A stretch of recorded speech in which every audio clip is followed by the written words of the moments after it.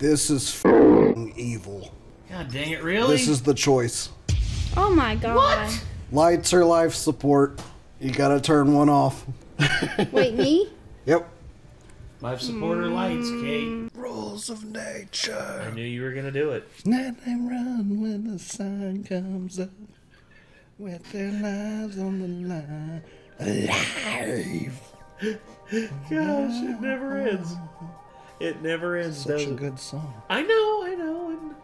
And I'm not discounting or discrediting anyone out there who, likes that. But I would say the biggest thing for me is, I guess where I'm not as heavy into it as you are. I guess I just need to. I just need to play Revengeance again and really give it a good old college try. I recommend it. It's not that long of a game either. Yeah, I think you said it was like if you know what you're doing, it's. I think I did it in 5 hours on the stream because I didn't die a single time. Damn, look at you. Yeah. So, rules. I mean, the first time you play it though, you're probably gonna die a few times, so it'll probably take a few more than 5 hours. Well, yeah, no doubt. But rules of nature, that is something that is in the title of this video. It's when cats break the rules of nature. So, when cats break the rules of nature, I usually look at that as like just cats acting like dogs. You've seen that one video of that cat that was raised with dogs and acts like a dog, like it pants like a dog, it begs like a dog, it moans like a dog. Yeah, it's like does the instead of doing like the meow meow, instead of that it just goes meow meow. And then of course another cat that defies the rules of nature is the cat with the extremely deep meow. Yeah. Bow. Jack. Yeah, this is Jack. He has a very low. His voice is a little deeper than most cats. Bow. So, but I also like the cat that flies out of nowhere to save the little girl. I can't remember what was attacking her. Oh yeah, it was a dog that was running at her. Yeah, I think got in its face and scared it off. And then of course another one where that seems uncharacteristic for a cat. Like you would think that most times they wouldn't give a fuck if anything was happening to you. Yeah, and then another one too. The cats two cats that actually defied expectations, and also, really sad that they're both not here anymore. The lion and the tiger of the bear, lion, tiger trio. You hear about that? I think so. A long time ago. Yeah, it was a bear, a lion, and a tiger were discovered in the basement of this house. It was like an animal trafficking thing that was going on, and the bear actually was the worst off because the bear had overgrown its leg thing, like its leg ankle thing that it had on it to keep it there, and it was actually overgrown into it, and they had to do surgery to remove it. The lion was so big its nose was actually rubbed raw from rubbing against the side of the kennel it was in. And the tiger, all three of them were there together, and they came up together, and they knew each other. They basically knew each other since they were born, and they took them all to this animal sanctuary, and they tried to separate them, but every time they did, they would get upset. The two that were left behind would get upset, or the one that was taken away would get very upset, and they only would calm down as if they were all back together. And thus, they made the sanctuary basically this house that they all could stay in at this one animal sanctuary, and they called it the BLT, the bear, lion, the tiger. And unfortunately, the lion died first. I think it was after they were together for 13, 14 years. And then the tiger went not too long after that. It was really sad because after the lion passed away initially, the tiger and the bear walked up to this little lion statue that they put there in his honor, and they went up in front of it, and they put their the bear put his paw on it and laid down next to it like it was missing him. It was heartbreaking, dude. And when animals can be compassionate, they just have to be raised with compassion. Because you see, in nature, in the jungle, out in the wilds, survival of the fittest and eating to live and killing to live is norm, especially for most animals in that situation. But we have a video here by Casual Geographic, When Cats Break the Rules of Nature. So let's just go ahead and check it out. Let's see what's going on. Here we go. Hey. Oh. Don't be suspicious. Don't be suspicious. Don't be suspicious. Don't be suspicious. Hey, the piggy. Sometimes all it takes is one picture going viral to completely shatter everything we thought we knew about the world. This is one of those pictures. So the story goes, a mother tiger in California tragically lost her cubs to premature labor, and the loss left her so depressed that she would barely move and wouldn't eat at all. Worried for her well-being, zookeepers took 5 baby pigs, wrapped them in tiger skin, and like only a true mother would, the tiger adopted them all. She would nurse them, eat and sleep with them, and refuse to let them out of her sight. It was your typical Disney feel-good story that warmed the hearts of anyone who saw it. Now, here's where you have a choice. Uh-oh. I'm worried. But also, Casual Geographic in 16:9 instead of in landscape instead of portrait. What mad science is this? I can let you keep believing that story and just leave you with the happy ending. In which case, you should probably click off this video, drink water, hug your mother, all that good stuff. We'll see you in the next one. I know it's gonna happen. Wow. I didn't know this had this kind of ending. For the rest of y'all going red pill, just remember, you chose this. So this picture is 100% real. No Photoshop, no filter. This happened. The story I just told you behind it was completely made up. First of all, this wasn't even taken in California. It was 8,000 miles away in one of the biggest tiger hubs in the world, the Sriracha Zoo in Pattaya, Thailand. This isn't a wholesome story about a tiger taking the role of swine surrogate. It's actually one of the most unhinged experiments you've never heard of. You see, this zoo wanted to know if they could successfully rewire the nature of a tiger, and they did that by having one be raised by a pig. Yeah, they basically decided to play God with a giga-sized Garfield. I mean, this was back in 2004, but it was also 11 years after Jurassic Park. Someone should have known better. So the Sriracha Zoo had a mother pig raise a litter of tiger cubs. The tiger in the viral picture was 2-year-old Sapp, and she was actually brought up and nursed by a pig until she was 4 months old. The whole point was to see if being raised by a pork product could make an apex predator less of a life risk and more docile. And from the pictures and videos, it would seem like it worked. Until it didn't. It would take years, but eventually several claims would come out. Claims of animal mistreatment, exploitation, and straight up abuse. Basically, it ended up being one of those places guys would go to take a selfie with a tiger to put on Tinder. And I genuinely hope that was the only cat any of y'all ever saw. The zoo also had a bunch of hands-on stuff you could do with tigers, which is probably the biggest red flag a zoo can have. If the same striped delete button that can solo a walking bicep also sits still for a stranger's selfie, start looking left, cause ain't right. So to make a long story short, if Tiger King would have came out in 2004, Joe Exotic would have been Bangkocking in Thailand. There was even an incident where 23 tigers flatlined a bird flu after being fed raw contaminated chicken. And then there's also the fact that one of the zoo owners, Samay Thamsiripong, was charged with breeding tigers without a license. It took a worldwide pandemic to do it, but eventually the zoo closed its doors July 13th, 2021. But whatever happened to Saimai and her foster pigs? Well, 16 years after this picture was taken, another video would go viral. Only this time, it was a now 19-year-old Saimai pouncing on one of the piglets, and not in a cute playing type of way. The only thing stopping Wilbur from becoming the end of Charlotte's Web was a zookeeper distracting the tiger before a bunch of small children found out where bacon comes from. Damn. Breaks my heart. The video wasn't exactly the nail in the coffin, it was more like the shovel that started the digging. What that video also proved is that you can't change nature, no matter how many sequels this franchise gets. Like take this video for example. Why did you have to bring up Jurassic Park Dominion? That movie is so terrible. Terrible. Terrible!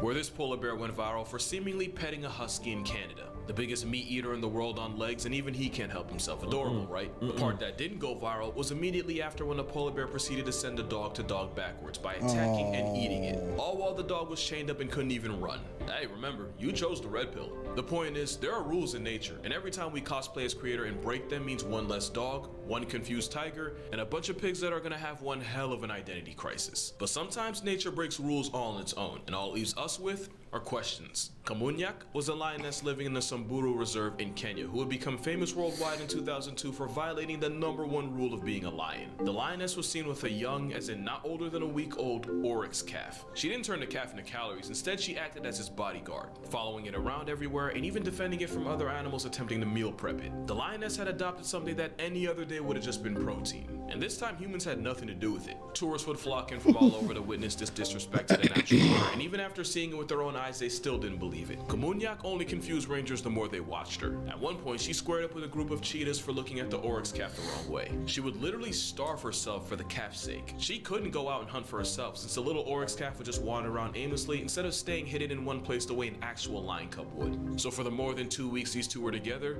she just didn't eat.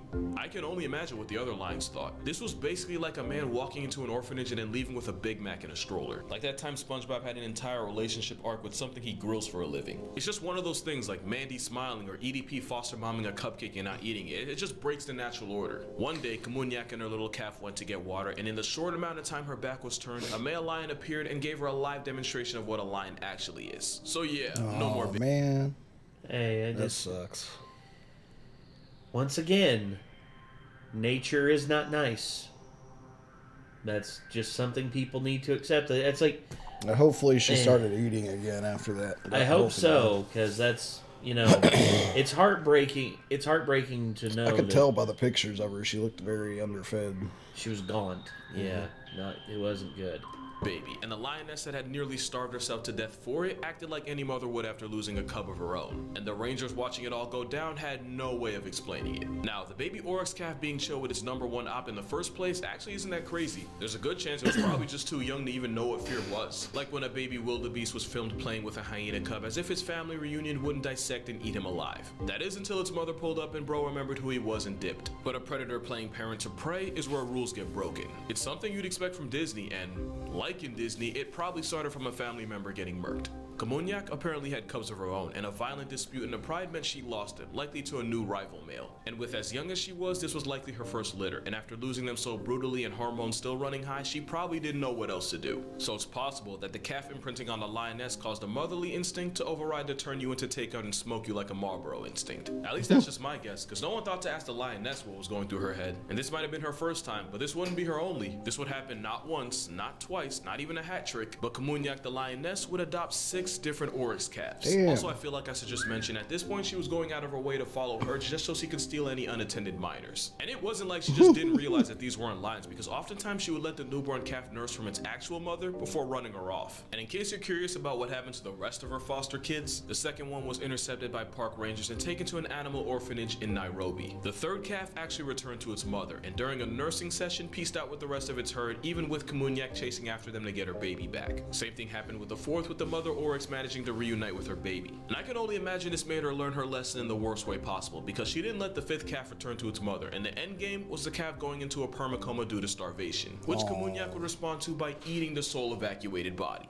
And adoption number 6 went like 3 and 4, with the kidnapped calf hightailing it back to its biomom. And remember, she would go on a hunger strike for the entire time she was looking after each one. And I'd love to tell you that this story ends with Komunyak finally getting an actual family of her own, except she was last sighted in 2004 and no one's been able to find her since. So, if this was a movie, it'd be Lion King's troubled teenage cousin. And it's not the only time this kind of thing would happen. In 2015, a film crew was focused on a herd of wildebeest along with one lioness stalking them from the grasses. Fun fact, lions will often spawn wipe their prey by attacking the ones that have just given birth. So when the lioness made her move and the mother wildebeest dipped, it looked like it was about to be a revolving door for the baby right back to the gulag. Except that's not what happened. The apex predator hesitated on what would have probably been her easiest meal in months. And the literal minutes-old wildebeest started nuzzling up to the huge cat, as if the same lion that wasn't finna take him off this world was the one that brought him in. And I don't know if it was that famous new baby smell, or if the fetus not showing any fear factory reset the lion's software, but not only did she spare him, after a little while she left, and the still wet from the womb wildebeest calf reunited with its mother. And unlike with Komunyak, this lioness was 100% trying to catch a body, but something made her stop, and I have no idea why. At least with the calf, it's probably too young to know to run away, it just saw the lion as a warm body.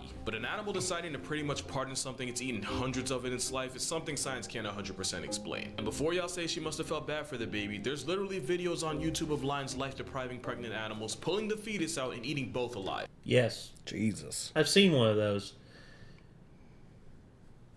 really wish I hadn't. Yeah. Or I guess technically only one of them's alive. I guess there is a chance the lioness was trying to use the baby as bait to murk its bigger and more fulfilling mother, and some articles think it's their version of playing with their food, like a cat and mouse kind of thing. But like, that still doesn't explain how a cat that can eat 15 pounds of meat a day would lose interest in free calories that fast. And the stories just keep coming. In fact, just last year, a lioness was caught on camera looking like it was escorting a baby wildebeest calf back to its herd, with the little guy following him the way he would with his bio mom. So I don't know, maybe when a lioness loses her cubs, the motherly instinct is so strong she'll project it on anything. Or maybe lions are realizing that chasing and catching their groceries is too much work, and now they're trying the factory farming strat. But a lion treating food like family wasn't the only time a major rule of cat culture was broken. Like, I want you to take a good look at this picture. This might look like nothing special, but let me give you some background. A lion's main goal in life is to pass down his genes as much as possible to keep his bloodline alive. The catch is, whenever a rival male or males take over a pride, the first thing they do is commit severely late-term abortions on any offspring that aren't theirs. Scar actively trying to put Simba on a t-shirt was scientifically accurate, although if it was 100%, he would have wiped out Nala too. Nala, Nala, Nala. You know, you really have no choice. One way or another, I always get what I want. Yeah. What the hell? Hey, it's... Honestly,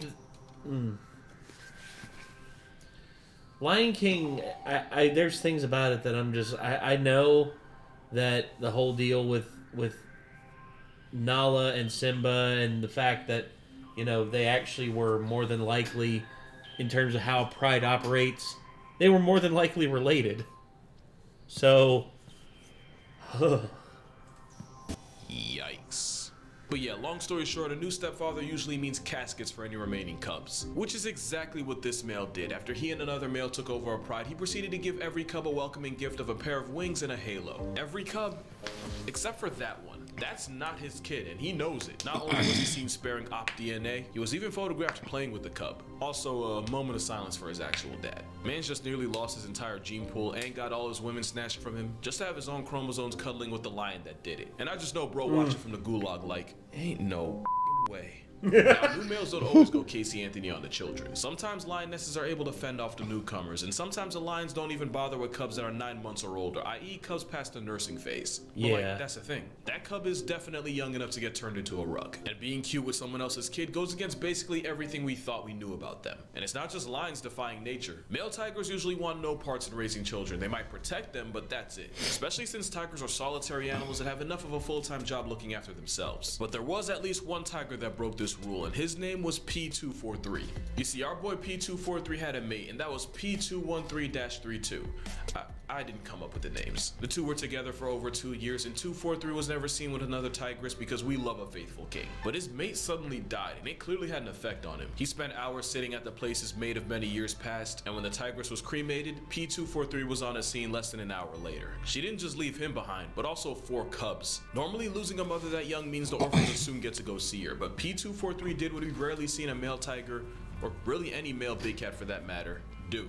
He stepped up. After that, P243 would often make kills, but leave the food behind for the 4 cubs who were too young to hunt for themselves. One time, the father caught a full-grown cow and left it behind without taking any for himself. And whenever the forest department would see the 4 cubs, the father would never be too far away. Obviously, there isn't a mystery as to why he did this. I mean, they were his kids. But it also managed to break what we thought were the rules of being a male tiger. Because as dark and messed up as it sounds, it would actually make more sense to just cut losses and try again with another female, instead of taking the time to raise kids that might not make it in the end when you really could just make more. Especially since 10 days after his mate died, trackers found him near another female. But the relationship didn't go anywhere and the two weren't seen together again. Meanwhile, 243 continued looking after his cubs. There were even a few reports that the tiger had started teaching his cubs how to hunt. Now, there is no way of knowing for sure the cubs make it after all that, but according to the latest update I could find, all 4 cubs are still alive, healthy, and active, which would be great numbers even if they had a mother. Damn. Also, one of the saddest nature documentary things I've ever seen. It was this they were following this female tiger, and she was waiting for her mate to come to her, and she was like meowing and everything, you know, like calling out to him. And unbeknownst to her, a few miles away, he was dead. And not only that, but he was dead, and it was a complete and total freak occurrence.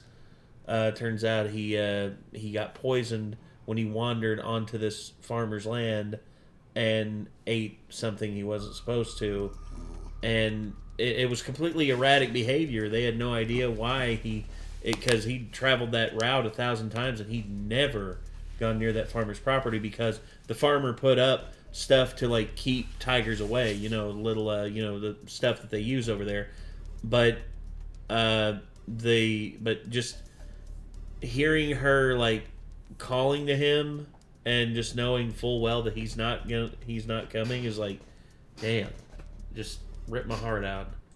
But going 4 for 4 even after getting Bambied, well, that's not supposed to happen. At this point, every breath they take is overachieving, and you can thank Mr. 243 for that. But yeah, that's gonna do it for this video. Be sure to check out my TikTok and Instagram for more consistent uploads in between videos. And if you'd like to support this channel beyond subscribing, my Patreon's also gonna be in the description. But as always, it's only if you have like extra money you're not gonna miss. Don't give anything you don't need. You watching this video all the way through and allowing me to do this for a living is already much appreciated. All in all, make sure you drink water, hug your mother, tell your father you appreciate him. If you ever see something like this on Tinder, beg his pardon, hit him with the left like Harden, and I'll see y'all in the next one. Yeah.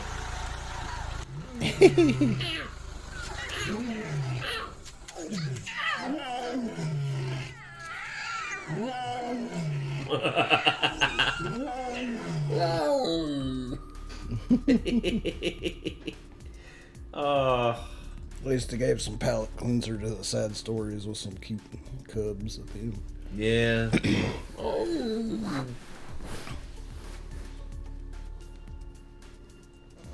Hold on.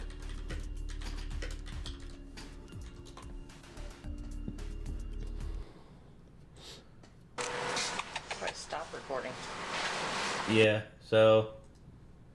You press the button again? Kitty, kitty, kitty, kitty. Oh, I did. Oh, okay. Yeah, I think it's time. Oh. Oh. Do they all make that sound? Well, it'll turn into a growl later.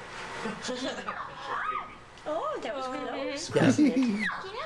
It's so vicious. It's a big roar. Give us a big roar. Okay. Come on. Oh. Oh. Oh, it's okay. He does a long one here, just a second. Come here. Sounds more like a bird than a cat right now. Kitty, get it. Aw. That's a good-looking cat.